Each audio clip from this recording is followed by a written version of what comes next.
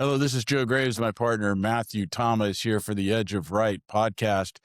Today we have the privilege of having the mayor of Vero Beach, John Cotugno, who I've known several years. Welcome. Thank you. Glad to be here. We just want to have a little lively discussion about the city, where the city's going, and all that. So let me just ask you this, starting out, what excites you about Vero Beach? Now, I think Vero is, punching above its weight class, put it that way. We're a small city of 17,000 people, but we are really the focal point, not only for Indian River County, but in my belief is the entire Treasure Coast. And we have a world-class theater. It's a SAG theater where they actually go out and produce their plays and musicals. We have, again, another world-class museum of art, which they just broke ground for $110 million expansion to expand that museum of art. We have best beaches, best boat launching ramps. We're updating the Marina, just opened a new boat storage barn. We're working on the airport, being discovered seemingly overnight by 3 airlines. And then there's the Three Corners project. That project, which has been in the works since at least 2017, is finally in its negotiation stages of the contracts with the developers that recently chosen. And it's just, when you look at that and look at the fact we only have 17,000 people in town, I think, we're, like I say, kind of punching above our weight class here. It's a good way to put it. So let me ask you this question. What is the biggest misunderstanding about the city of Vero Beach? Oh, it's the old age. There are 170,000 people in the county. There's 17,000 people in the city, but there's 100,000 people that use Vero Beach as an address. And those 80, my math is correct. Those 83,000 people actually believe they live in the city. And that's really, a lot of people think the city's much bigger than it is because of the amenities that we offer. We are a full service city. And I say it that way because when you look at all the other cities within our county, we are truly the only full service city. And what I mean by that, other than our, fire department, we provide a police department, full service recreation department. We have public works. We have solid waste. We have a marina, and we have our water and water reclamation, wastewater treatment. So we have utilities, we have recreation, we have public safety, we have beaches, we have a lagoon, and there's no other city within Indian River County that offers that. And I think that is part of our uniqueness, and I think that's why we grew to where we are from an old marketing guy, to become the brand of Vero Beach. And that's why we're getting, that's why 3 airlines are flying into here now, is because of what Vero Beach, the city, has become. So how long have you been mayor now? This is, as you know, it's 1-year terms, because every time they elect a new city council, the makeup potentially changes, and they elect a mayor. So this is my 4th term as a mayor. This says a lot about what your colleagues think of you. Tell me just a little bit about yourself, what your background is, and then how did you, or why did you want to run for city council and then ultimately become mayor? You could do a whole podcast about, I consider myself just a average everyday person, who grew up as a 2nd generation Italian in Providence, Rhode Island. You probably tell by the accent. I think it's more the name. Okay, more the name. Grew up all my life and lived even after I became an adult in my grandfather's house, an old tenement that he built right across the street from Providence College. We grew up there, and my mom came from a family of 9. There was always an aunt and uncle living in one of the other apartments in the tenement. It was, 2-apartment tenement. And I was a public school kid. I went to all public schools, from kindergarten all the way through to to college. My mom and the story can go on and on and on, but my mom and dad, were just dad ended up being a custodian at Rhode Island College. My mom was the line cook at Rhode Island College, and I went to Rhode Island College. So at one time, literally the whole family was on campus at one way, shape, or form. And it was a commuter school, it's kind of like an Indian River State College kind of thing. And that's where I graduated from, took a job part time working and then became a full time job working in a textile business selling. And then I got my break in life. I actually remember how I got the interview, probably through some kind of a local recruiter, but got interviewed by a local division in nearby Massachusetts at Texas Instruments. And I can remember I got a BA in social science. So I'm not an engineering guy. And they decided to hire me as a product specialist working for a electronics company. And then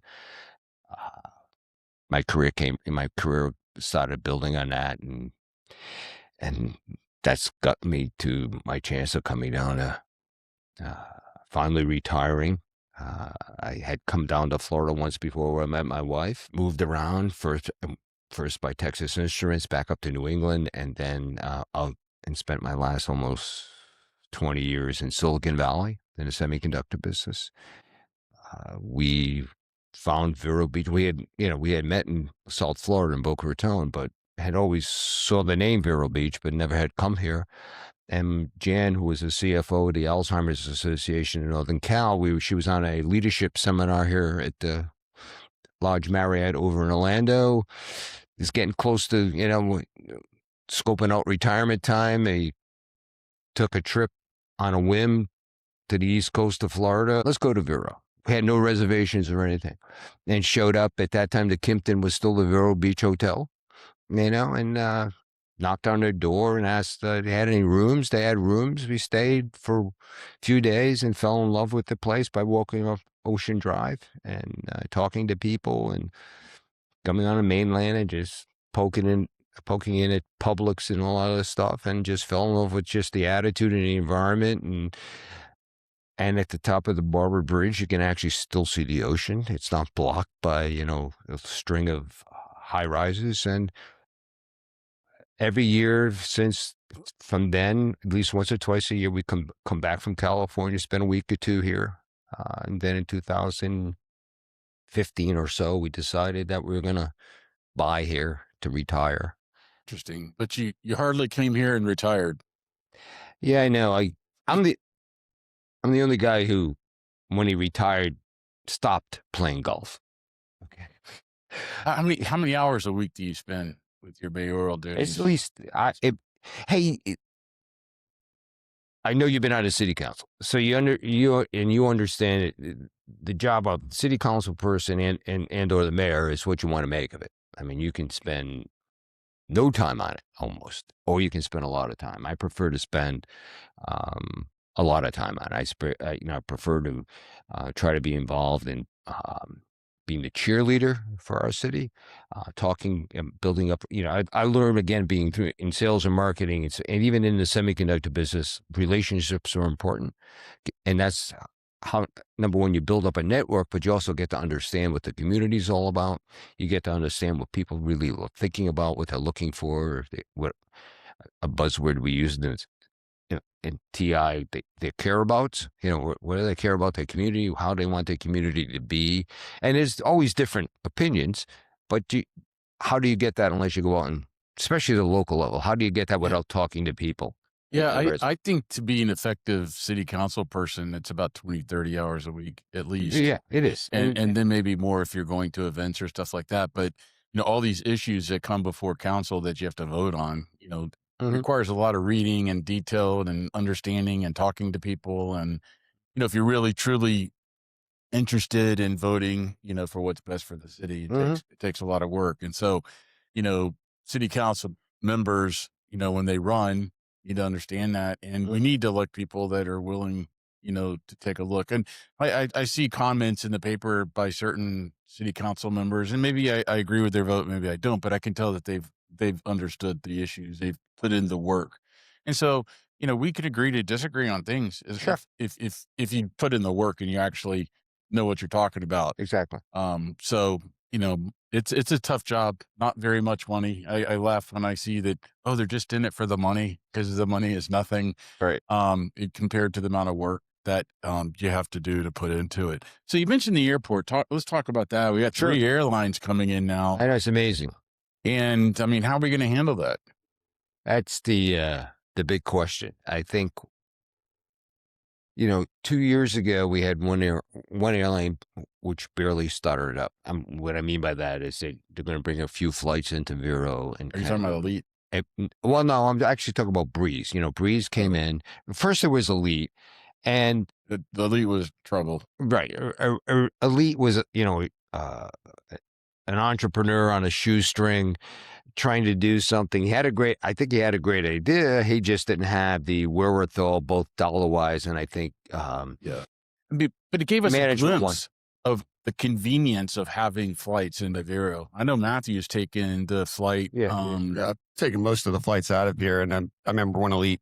I think you guys hit it on the nail on the head. I mean, that it was something that was like, wait, is this possible? Is yeah, it it? and we have the runway for it, you know? yes, we have that one runway. The long runway is it can accommodate a larger jet plane.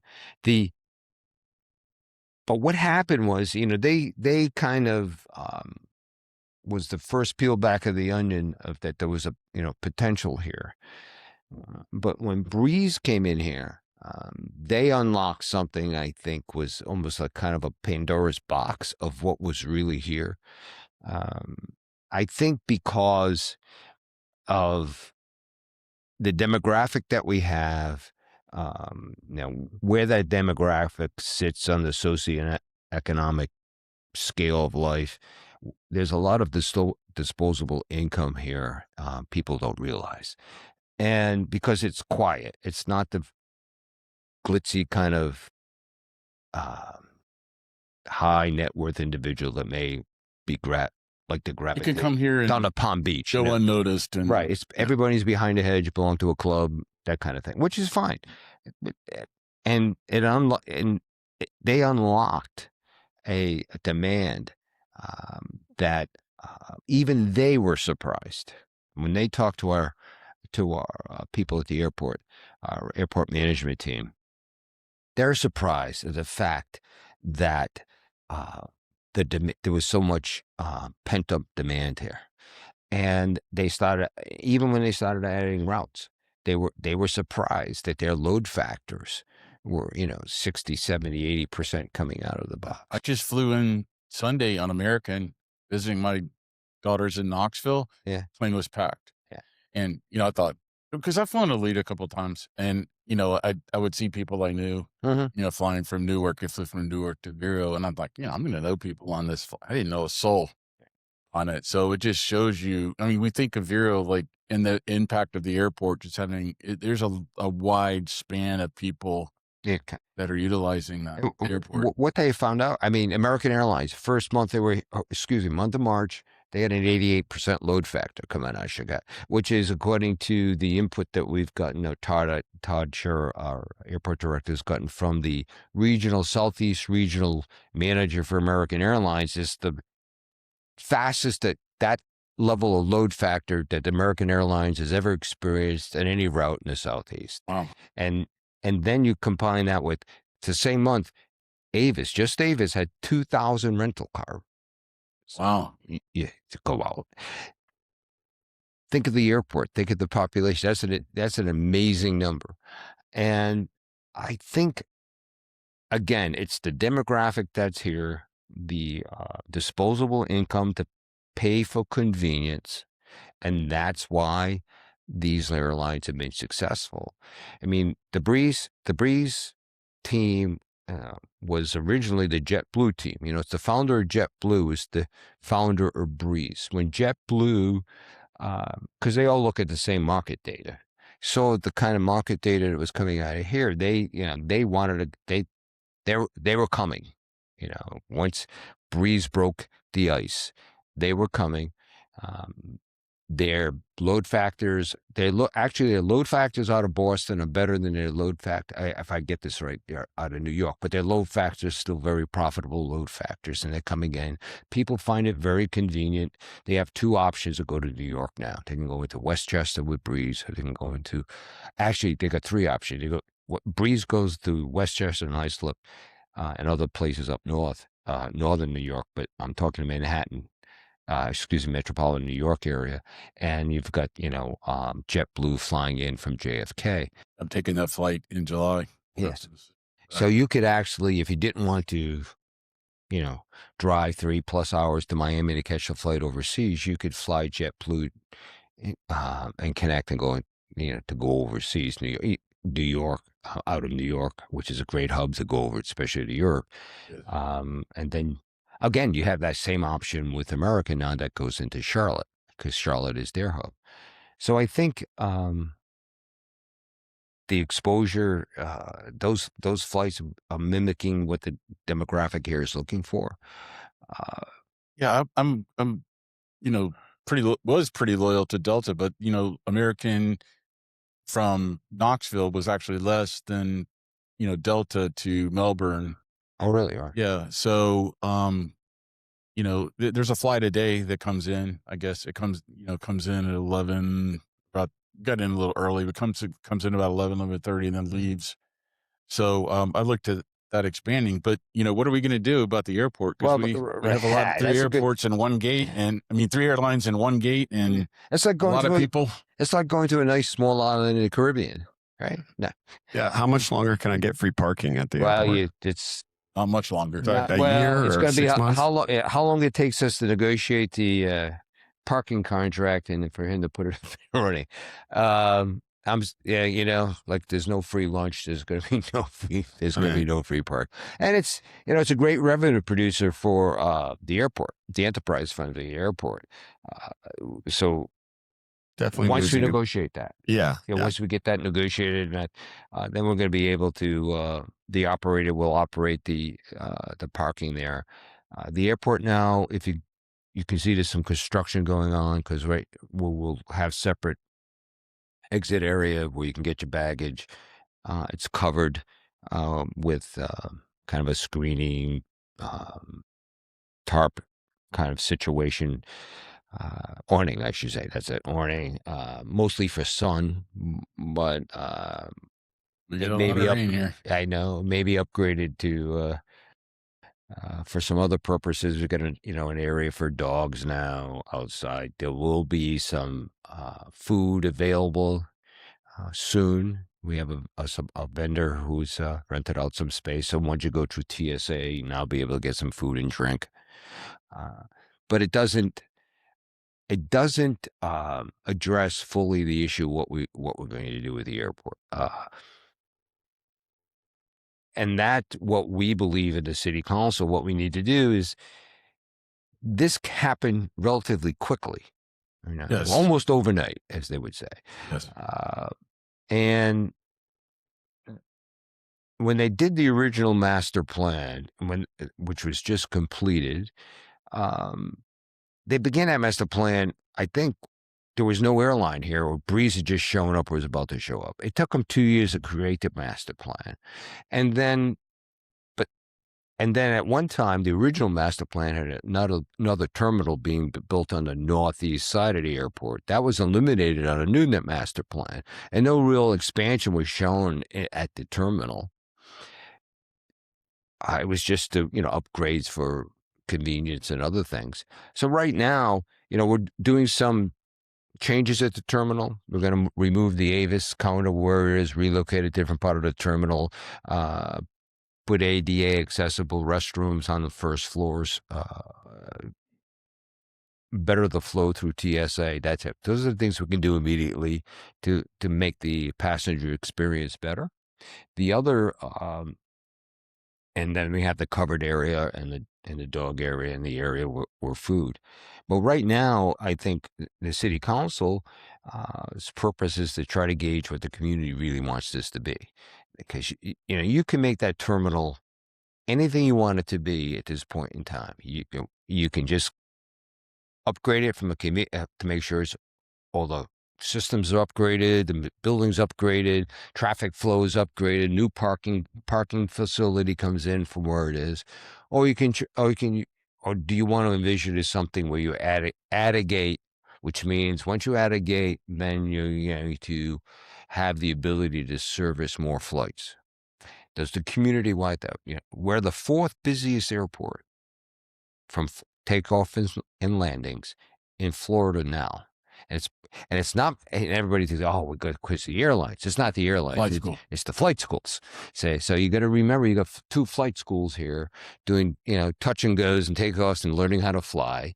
You have a very robust private aircraft, fixed-based operated ecosystem here, and brings me to the other point of how successful this airport is. The customs facility that was put in with the behest of corporate air as championing it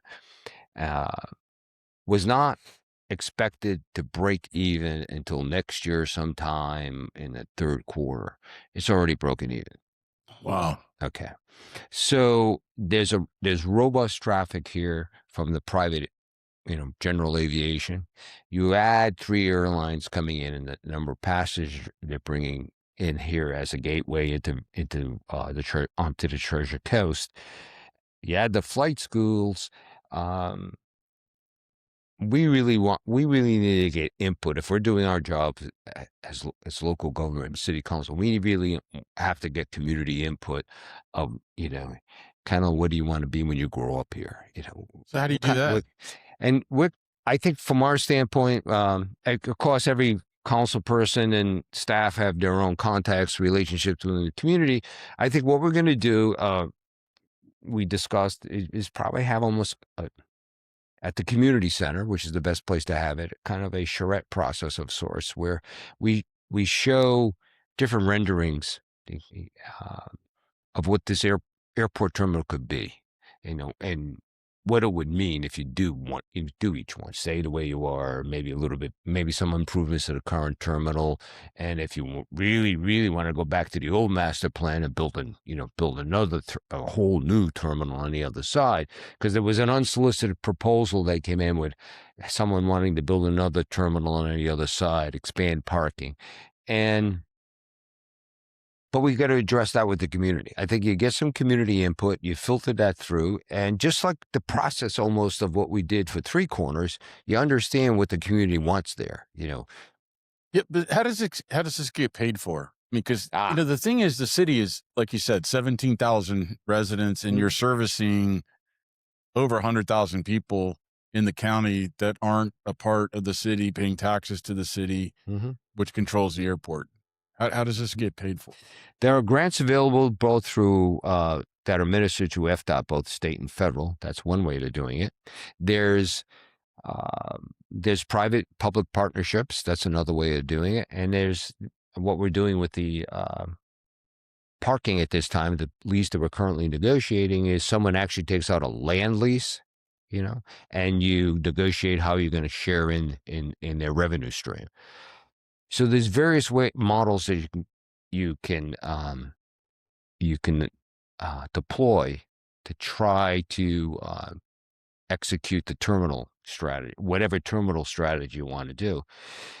The interesting part of, I don't know if you remember back in your days on the council, is as a business, you never want to own an airport, because especially for a city.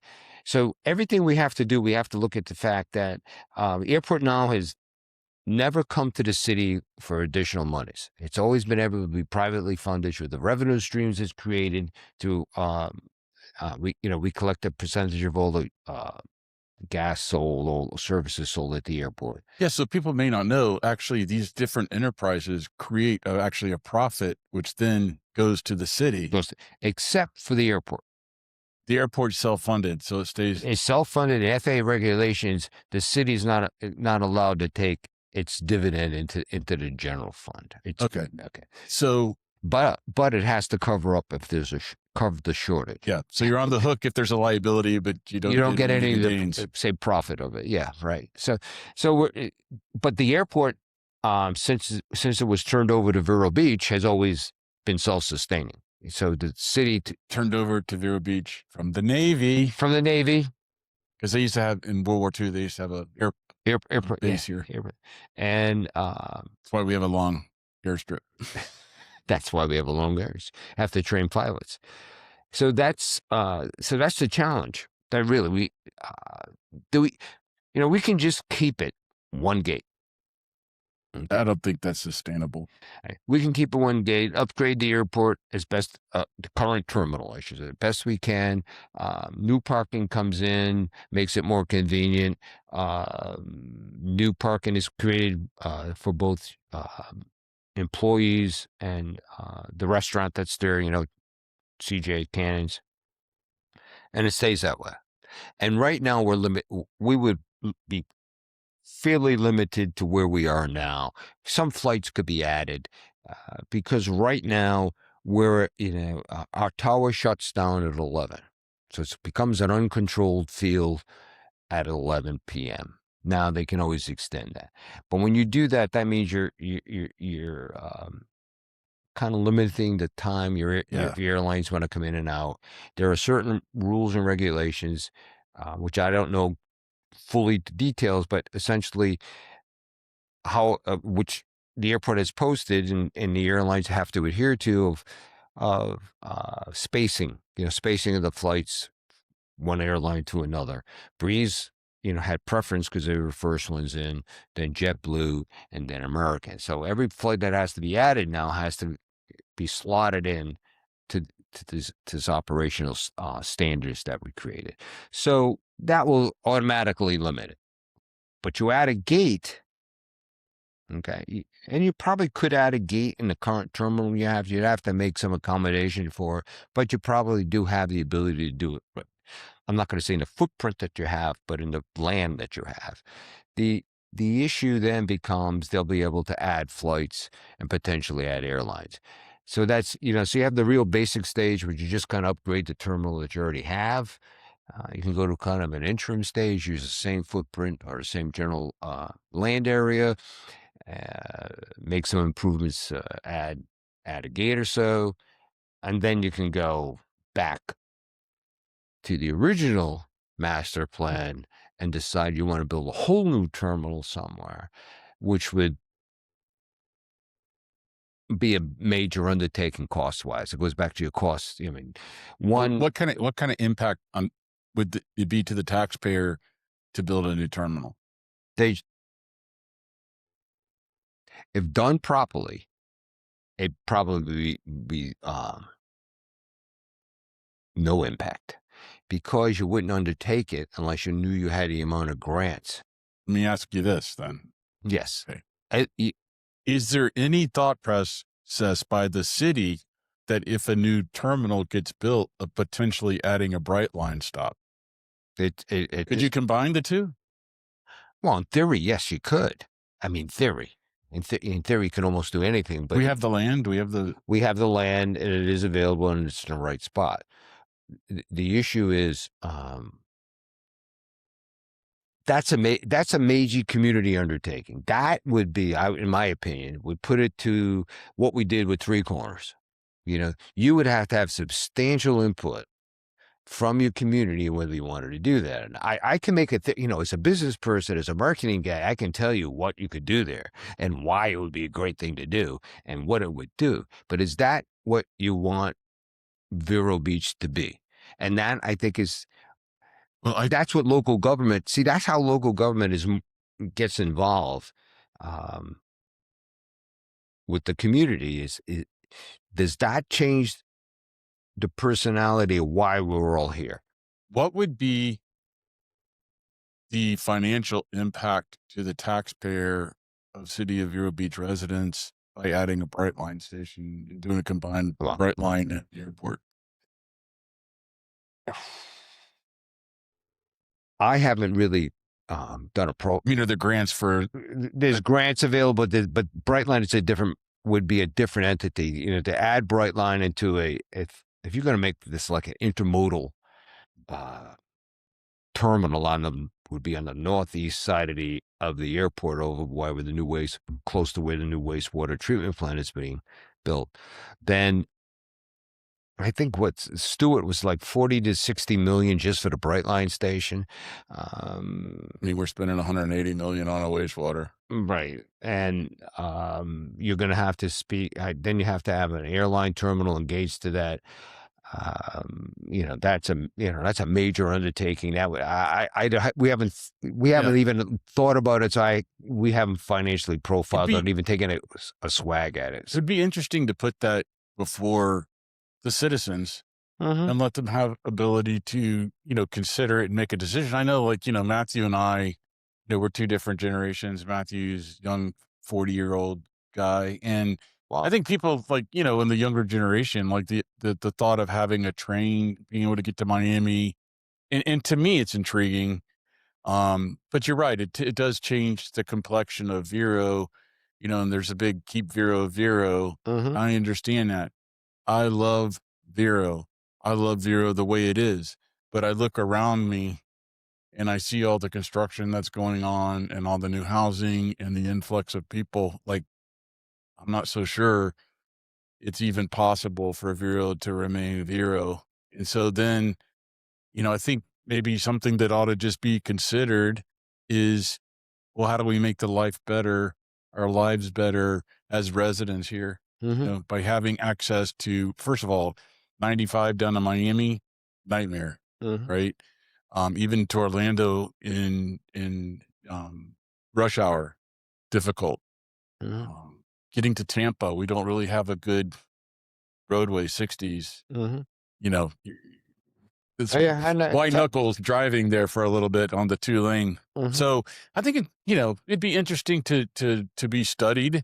And I mean, you said we had an unsolicited bid, so I think companies are recognizing the potential of Vero. Oh yeah, that is, we have a whole set of new hangars that were just built, and I think additional ones to be built on the northeast side of the airport from an operator that comes out of the Broward area, because they've recognized it.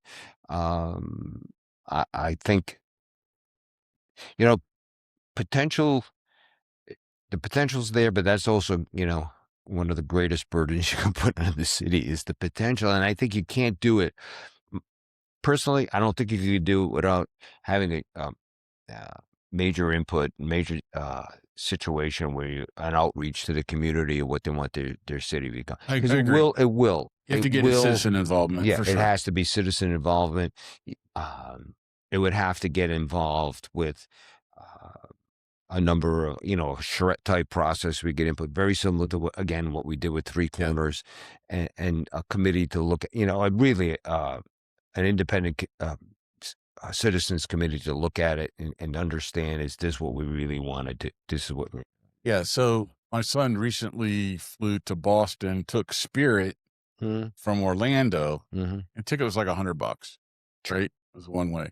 And you get to look at it. The Breeze flight was about $236. But by the time you factor in the Uber or driving or parking fees and the hassle of driving an hour and a half at best to the airport in Orlando, the Breeze flight was cheaper if you factor in all the other associated costs with flying out of Orlando. So to me, I don't see how this stops. And the thing is like, I don't know if most people know that we can't prevent planes from landing at the airport. Correct. So it's against the FAA. We have to allow them to land. FAA grants. Yeah, it's like American just said, hey, we're landing there. You gave me like a JetBlue said the same thing. Yeah. So then now the city has to accommodate it. And, I understand the master plan, but there weren't any airlines flying in, when that was considered. Well, I think the citizens should have an option to understand, to me, what the potential is for the airport, because it's changing.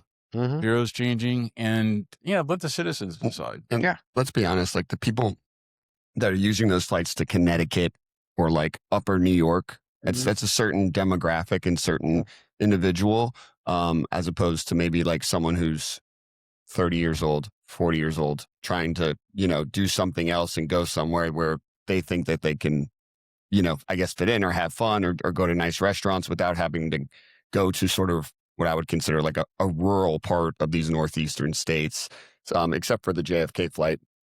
But still, even when you fly into JFK, I think you fly in at like 5 p.m. on a Thursday. So if you go into the city, like, that's an hour, I think hour and a half. I think they Easy. have Easy. I think they have daily flights.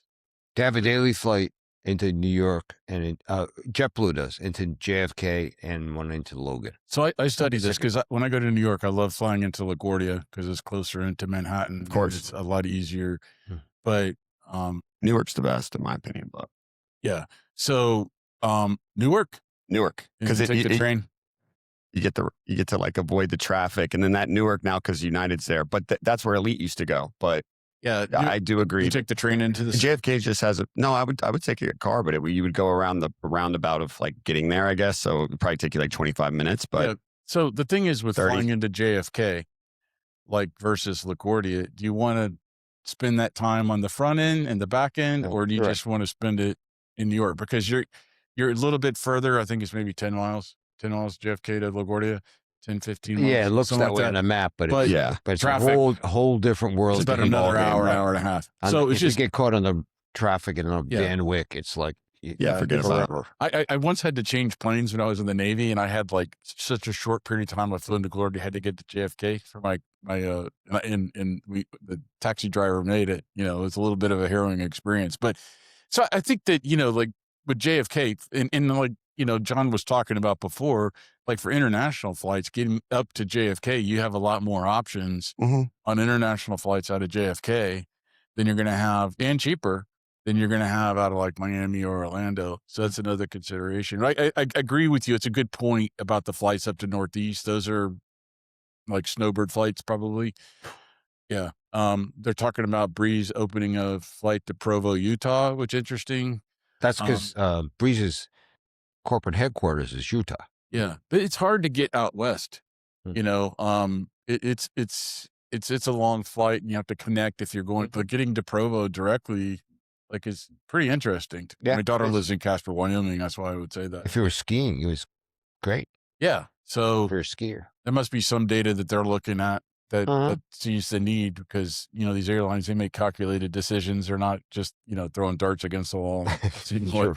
what it is. So let's move on to downtown. Yeah. There's Sure. been some discussion about that. I know with city council, and it's been written about in the paper. Mhm. And I think you kind of have the same issue with Mhm. it's, I think, embracing growth, under, I think the issue is understanding that growth is happening and it's going to happen, but how can we best manage that, as a city? What do you see for downtown? I know we have like mostly older structures there. Mhm. We don't have any real options for living in the downtown area. I know there was a referendum that was proposed to the citizens, and that was going to allow to have residential, Mhm. properties, and hotels, or maybe I don't think people remember or not, but there used to be a hotel or Used to- downtown. right It used to yeah. be the center of Vero. Right across from the theater. Yeah. in So that what do you spot. see with all that? Well, the referendum was, sorry to say, because I was a supporter of it, it was soundly defeated. However, there are a number of things happening downtown that are being transpired through the city council. I don't know if anybody's really paying attention to it, but here you go. First of all, the city's allocated in capital $700,000 for revitalizing, whatever you want to call it, to the playground that's at Pocahontas Park, which is Do we get the jet back? yeah. If Pensacola wants to give it back to us, it's now up there. Oh, it's fun as a I kid. know. I Yeah. know. We had a bear there at one time too. There A was bear? a bear, and there was a zoo there too. But I don't think we're going to get it back.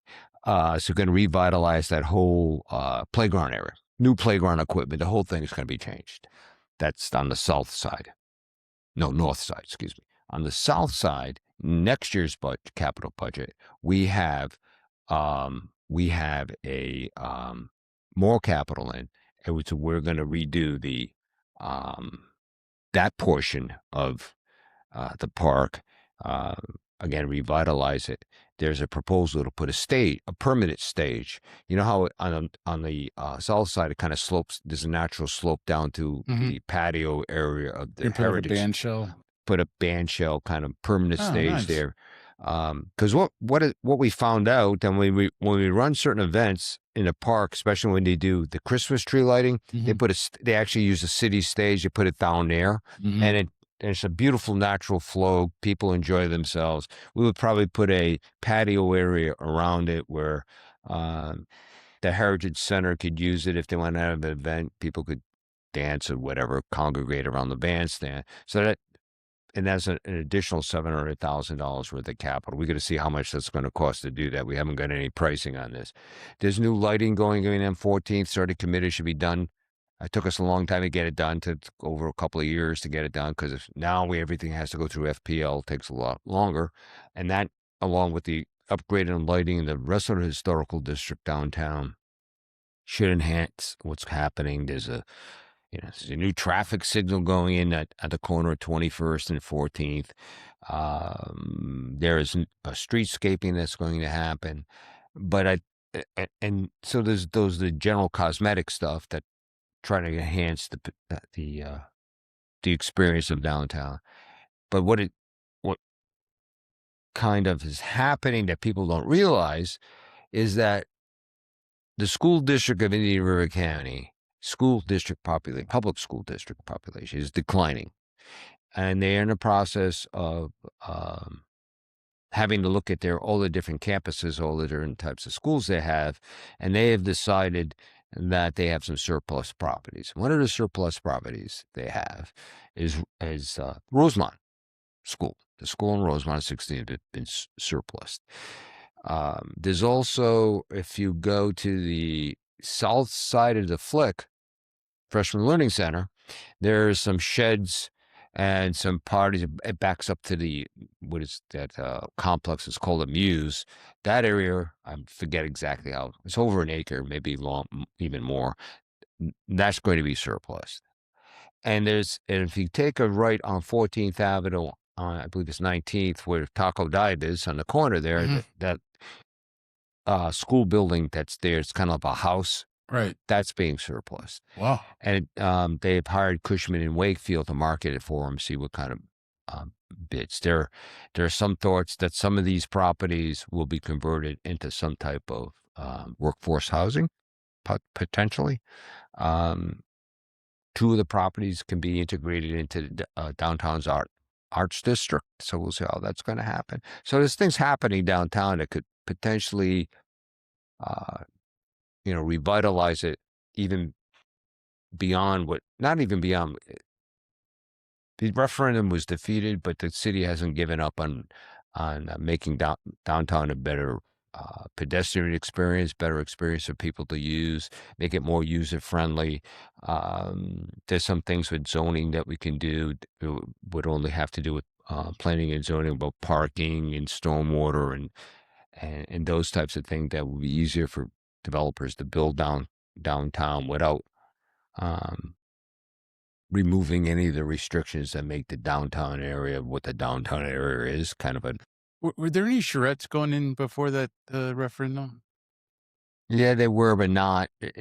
So I think that there could have been more community involvement and understanding. Probably should have been. Hindsight is always 2020. I Yeah. think, you can look at it and kind of dissect it. I think part of The problem, like, I'll just go back to my time on city council, is Yeah. that, change is hard, Mhm. and people don't generally like change, right? Um, and I think that a lot of the information that a lot of the voters get, through various sources is Mhm. not really the complete story Mhm. and all the facts that need to be considered, Sure. before a decision like that. I think, having The three corner charrettes were amazing. I mean, a lot of people, a lot of participation, a lot of feedback. And I just, wonder if the referendum, could have been maybe Yeah, I know what you explained get. to the And constituents maybe a little better, I think because there's you people think on you're the right. I mean, committee you're with probably downtown I think you're that probably know correct Vero. in that. I think the, the issue becomes you know, getting your story out, I'm going to call a story to the public and trying to answer all the questions. And probably we should, maybe looking at it now, we should have taken a longer look at it and a longer time to introduce it into the public sphere. But we didn't.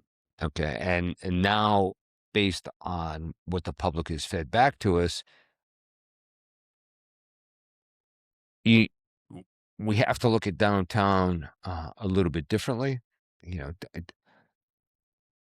Three Corners, Three Corners is a generational project. So that's one view of it. But downtown, downtown for the people on the mainland, they all know this, but maybe some people who live on the island, downtown is surrounded by neighborhoods. Mhm. Okay, I think a lot of the people who in the two voting precincts that are on the mainland looked at that and they felt threatened by something that would happen downtown that would affect their neighborhoods. They felt there was a traffic issue. I don't think that would personally. That's my I don't think that would have been the case, but that's how they felt, and that permeated that whole those two voting precincts, which is fine. That's the way it works. But I think what we can do now is we can work the city can work both with the school district and what they're going to be doing with those properties, because those properties will have an effect at downtown. Okay. Um, just like I know a project near and dear to your heart, the Jimmy Grace Field, okay, has a profound effect about downtown. There's no doubt about it. If you go by the playground, that playground is full every day. I passed by a track meet the other day. It was packed. The track meet is there. It's becoming what they thought it would become, which was a gathering spot. Okay. Yes. Okay. Makes my heart happy. Yes, and it should. And there are other plans for that field that, if they come to fruition, it'll be even more of a gathering spot. And it's really sits in downtown. It's a kind of the southern part of downtown, but it's downtown. Yeah. It borders the Arts District. It borders the close to 14th Avenue. It's really walkable to downtown, and I think it's enhanced that whole part of the city, and really has put the pressure on the city council to do the same thing to Pocahontas Park. Huh. Really, because Pocahontas Park really has been, let's say, used to be the gem of downtown, but it's got a little tarnished. Yeah. Okay. Need some updates. Right, and that's fine, and that's the way it works, and so that. But just think, and not that I'm privy to any insider information here, but just think you get the field, Jimmy Gray's Field. It reaches its potential, what they've done, and it's, I think, 2/3 of the way there from what originally was conceived as, and and they go, and the flick is going to be repurposed. It's not going to be the flick anymore. They're moving the 9th grade into the high school. Yes, I saw that. And that land that we're talking about, say it does become housing, affordable workforce housing, okay? I mean, that could be 20, 30, 40 units there, easy. That's downtown, that helps put foot traffic downtown, and that helps all the businesses downtown. And then we do something at the park, and that makes a downtown experience where people can come and walk around with not necessarily, not any great plan that I'm going to one of the restaurants. I'm gonna go, whatever, and I'm gonna do all that stuff. And you can just kind of walk around downtown, just so like people go to Ocean Drive. I mean, not everybody goes to Ocean Drive because they're specifically going to go do something. They kind of walk Ocean Drive. Well, now you can go walk downtown, and there's no interruption in your walk, of someplace not to look at or look at and potentially go to. And plus you're going to create your own traffic. And that will, I think what it will do is put what I'd like to call in my old marketing days, constructive tension on the landlords down there to be, to spruce up their property. Because now you got people there that creating traffic, and traffic can be converted into consumer dollars, and that's the important thing, and that's how we're going to try to approach downtown. Kind of increment. I get a long story is incrementally. You mentioned Three Corners. How's that coming along? We are in negotiations of the term sheet, and the term sheet will then lead into the contract. We're at that 4-month negotiation period now. The good faith money was posted by the developers, which turned out to be the number one and number two guy combined to form one entity. So it's a combination of ClearPath and Madison Marquette team, and they put it together as one entity. I think they call themselves Clear Blue now. And that entity is negotiating the contract with the city. We have outside counsel leading us on that and that negotiations. What do you think about Three Corners project, Matt? People that your age group? I mean, yeah, I think it's a big monster undertaking that sort of seems like unrealistic, but it has to, obviously it'd be a great thing. I mean, it's an eyesore right now. I mean, it's just sitting there wasting space on some of the best property, I think. So if you can do something with that to make it a marina and really capture the Indian River, I think the Indian River and the way it's set up now, I mean, I always used to joke like we're like the little Venice of the South, because you can, kind of boat hop your way around, in the river. And I think that capitalizing on that really gives us like this extra special thing, because we already have the beach. We have our, Vero attracts an eclectic type of person too. It's a very, interesting person, I think, that wants to be here, which is really cool. And then you add the river to it, and it kind of just sort of, so if that Three Corners can be done, the way that I think they talk about it, that's, I mean, amazing. But it's a generational project. I think it's going to take a long time to get us there with that. And, right now, I mean, and I've been kind of waiting, but, I want to know about the bridge. 17th Street Bridge. Like what's going on there? It'll be done a year in advance. It should be done by the summer. Oh, okay. Wow. That's great news. Is that breaking news? 1 year early. You heard it here first. Unbelievable. That's, yeah. Never hear of government projects ending early. Well, that's the latest what we've heard. That's awesome. They haven't, that's quasi-official. They won't make that announcement until it's almost. Oh, you heard it here? Yeah. On the edge of right. Exactly. Yeah. It's not, yeah. So that's going better than it was supposed to go from that standpoint. Right now, if you notice the two outside lanes, one going east, one going west, are open. They're working on the coating or whatever they're doing for the rest of the inside lanes, and barring some unforeseen delay, it will be finished ahead of time. Beautiful. So, you mentioned the new boathouse at the marina. Tell us about barn. that. Done. Complete. Ribbon cutting. It's open. 120 boats, plus or minus, depending on the size of the boat. What's the occupancy rate? Oh, so it's going to be full the minute as soon as we can get boats loaded in. It's full. I think it's become, if you go down Indian River Drive East and look at it, I know there's some concern by certain people within the neighborhood about the boat barn going in. I think it's a positive addition to the neighborhood. It looks good. The lighting they put in there, they put in the sidewalk, the lighting they put in there, the the stormwater retention that they put in, which is state of the art. It's actually all underground. It makes it. It just makes it. And I live in that neighborhood, so it makes the neighborhood better. Nice. Are there? I know that there was plans for future expansion of the marina. Well, Where's that at? it's going to be, again, to revitalize, rebuild the marina, and bring it into the 21st century, I guess. And that we're in the permitting stages for that, and that we'll have to permit Nice. it. And once you get it re-permitted, we'll begin that project. So I noticed a lot of boats anchoring outside the marina lately. Is there any more discussion on how to address that issue?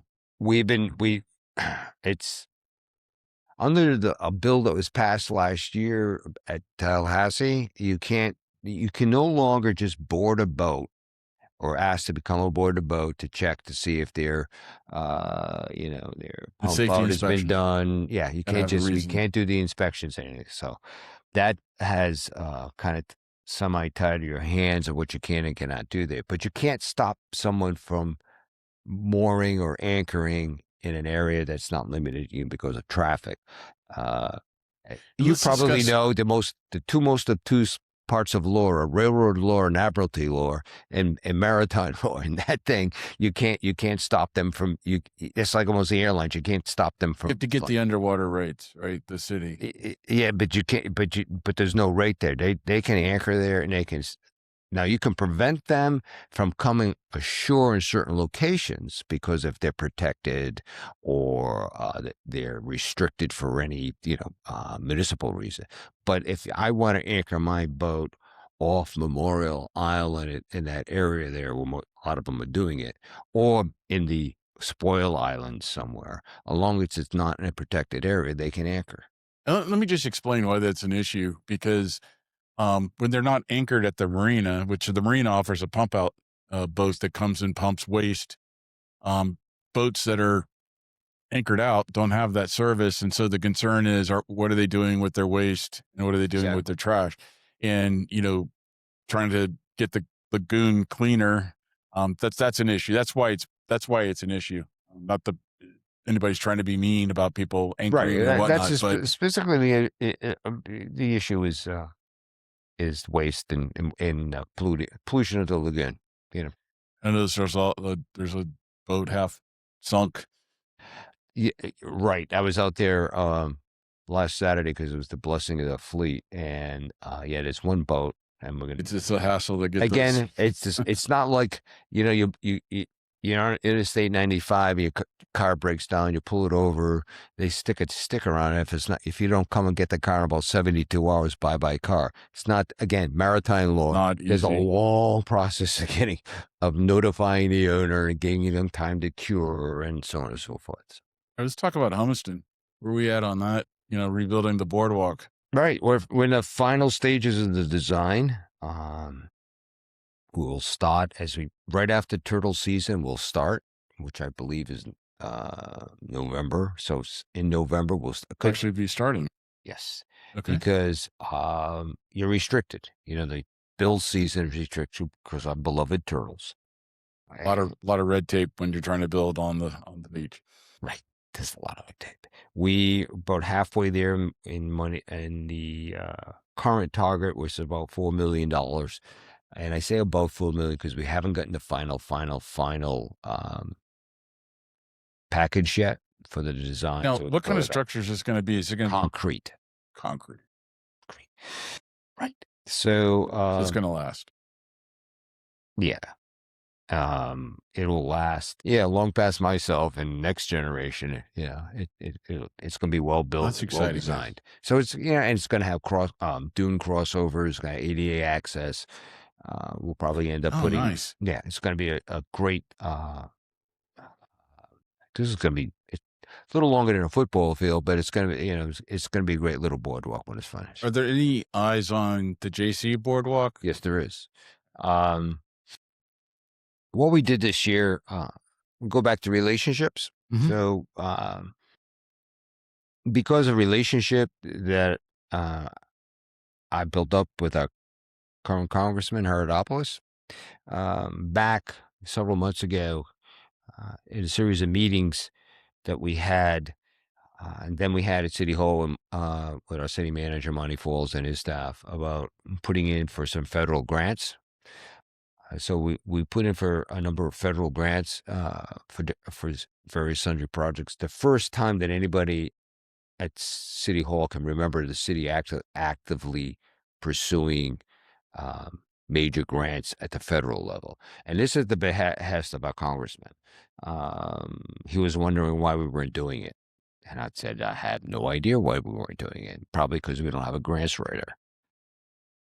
But regardless of that point, he came in and with Monty's staff, they put together in a pretty quick period of time 4 projects that we would like to get help with the federal government as funds that get earmarked. And That's exciting. yeah, and one of them is Humiston. Help us with Humiston. The other one is a stormwater flood plan for the Oakmont area, which is historically a flooding area. Mhm. And the third one was the boardwalk at JC Park, which is one major storm away from not being there because of its precarious location, and how you could storm-proof that and make it into a let's say mimic the boardwalk that'll end up at Humiston, so it'll be longer term. And the other one is a stormwater project similar to what we did at Humiston, where the water is filtered before it goes out. Mhm. Do it at JC Park, put that same kind of filtration system Oh. underground. So we've asked for federal assistance with those programs. So I don't know what'll happen with them, but we've asked about it. Well, that's exciting things. Exciting news coming from the city. Matthew, anything you need to add or want to add? No, I think it's great. I answered a lot of questions, gave me a lot of appreciate insight. it. I Appreciate think the we're time. We're great. very privileged in Vero Beach to have you as mayor. I know Well, you thank you. work very hard. It's obvious that you're well versed to understand the issues, and You're very tapped in. I always see you everywhere I go and everything. It's great to it's cool have see. somebody Thank you. in the position that you are that cares, that takes the time to understand the issues and works really, really hard for the betterment of the city. I appreciate your service. I appreciate the city's support for the Jimmy Graves Field. Yeah. The complex, it's amazing. I mean, you're right. The playground's always busy. I went by a track meet the other day, and it was just amazing to see how many kids and families and people that were there. And, as tragic as Jimmy's passing was, there has been a positive effect on this community. It has it. And like you said, it's an economic impact too. Those people that are coming in for track meets and coming in, they're spending money in the Sure. city. They're helping support our local businesses. Mhm. Businesses pay taxes support the city and help pay for the things like the boardwalk, the river side, the marine, all these things and things that we enjoy about this town. Taxes, and our tax rate is relatively low compared to the rest of the state. So It's the we lowest got a one good on the thing chart. going here in Vero. Yeah. I do think there's some challenges ahead trying to embrace the growth and understand. Right. And I think that, as citizens, we're going to need to be involved and understand. It's easy just to say, I don't want to change. The thing is just like, Brightline. No one really wanted Brightline. Brightline came. And it's not, the trains go by fast. It's not, I think, what I don't think everybody it turned feared out what to it be. was or what it could have been. But change is inevitable. I mean, it doesn't take much to see the housing that's going into this community, in this county, and it's not going to stop. This is paradise here. And, we're all sorts of national publications now, Mhm. advising, what's here. It's always been kind of a hotspot for the rich and famous, like you said, out on the beach, because they could kind of come here with anonymity, Yes, um, exactly. and enjoy the area. But, for people that love Vero, want to keep Vero, that's a tough one, right? And we just need to make sure that we have the right leaders, that we get out and vote like when I ran for council, I think I was the top vote getter, but I only with like 1,700 votes. There's 17,000 people in the city, like, right? So the way to affect change, um, whatever your point of view, we can agree to disagree, but at least if we're all participating, Mhm. you know, then we live with the result. That's what a democracy is all about. Right. But you know, the thing that gets me is, you know, like it's hard to listen to complaints when people are sitting on the sideline, Mhm. but people that get involved, yeah, you know, people that want to know what's going on and help us, you know, make good, rational, forward-thinking decisions. Let's talk it out. Mhm. Let's decide as a community where we want to be, where we want to go, I agree. and then let's do it. Yep. All You're right. Well, I great. appreciate you being on Oh, today. it's my Yeah, privilege. you're Thanks right. for thanks for inviting me. All right. It was a Next good time, I hope we'll have you back sometime as these things progress. I hope you stay on long term. I know you've been 4 years as mayor, but you know, we are very, very fortunate to have you in such solid, thoughtful leadership in our community. Well, thank you. I appreciate that. Thank you so much. Nice speaking Till with next you. time.